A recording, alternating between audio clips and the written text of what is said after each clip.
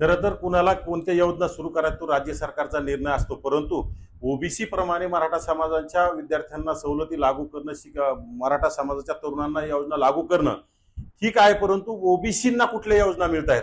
ज्याप्रमाणे मराठा समाजाच्या तरुणांना उद्योगासाठी अण्णासाहेब पाटील विकास महामंडळामार्फत 25-25, 30-30 लाख रुपये बिनव्याजी कर्ज मिळतंय, त्याप्रमाणे ओबीसीच्या तरुणांना काही मिळत नाही. परंतु ओबीसीच्या तरुणांना काही थोडंफार मिळत असेल तर ते मराठा समाजाच्या तरुणांना द्यायचंय.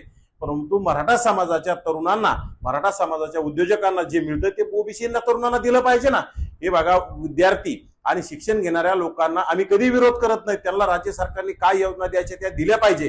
परंतु राज्य सरकार आता काय करायला लागलंय, ओबीसींना जे मिळत नाही ते ओबीसींना कधी देण्याचा हे कधी केलं नाही, परंतु मराठा समाजाला जे ओबीसींना मिळतं ते मराठा समाजाला द्यायचं. परंतु मराठा समाजाला जे काही एक्स्ट्रा मिळतं ते सुद्धा ओबीसींना दिलं पाहिजे. आणि विशेषतः आज राज्यामध्ये मराठा समाजाच्या आत्महत्याग्रस्त कुटुंबियांच्या लोकांना 10-10 लाख रुपये त्यांच्या कुटुंबियांना मदत देण्याची जाहीर राज्य सरकारनं केली, परंतु ओबीसींच्या आत्महत्याग्रस्त कुटुंबियांना तुम्ही कधी देणार?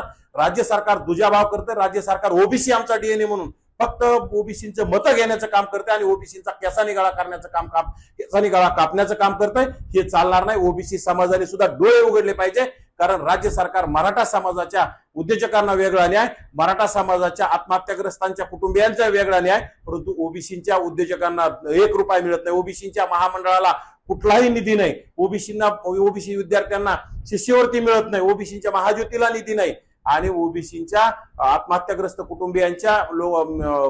कुटुंबियांना 1 रुपया दिला जात नाही. आजच राज्य सरकारनं कुठतरी मराठा समाजाच्या आत्महत्याग्रस्त कुटुंबियांच्या लोकांना कुठतरी 10-10 लाख रुपये देण्याची घोषणा केली. ती घोषणा ओबीसींच्या आत्महत्याग्रस्तांच्या कुटुंबियांना सुद्धा दिली पाहिजे ना. दोन्ही समाजाला सारखं राज्य सरकारने सांभाळलं पाहिजे आणि राज्य सरकार दोन्ही समाजाला येणाऱ्या काळात सांभाळेल अशी आम्हाला अपेक्षा आहे. अन्यथा ओबीसी समाज जागा झाल्याच्या नंतर ओबीसी समाज जशास तसं उत्तर देईन आणि या राज्य सरकारला सळो की पळो केल्याशिवाय राहणार नाही.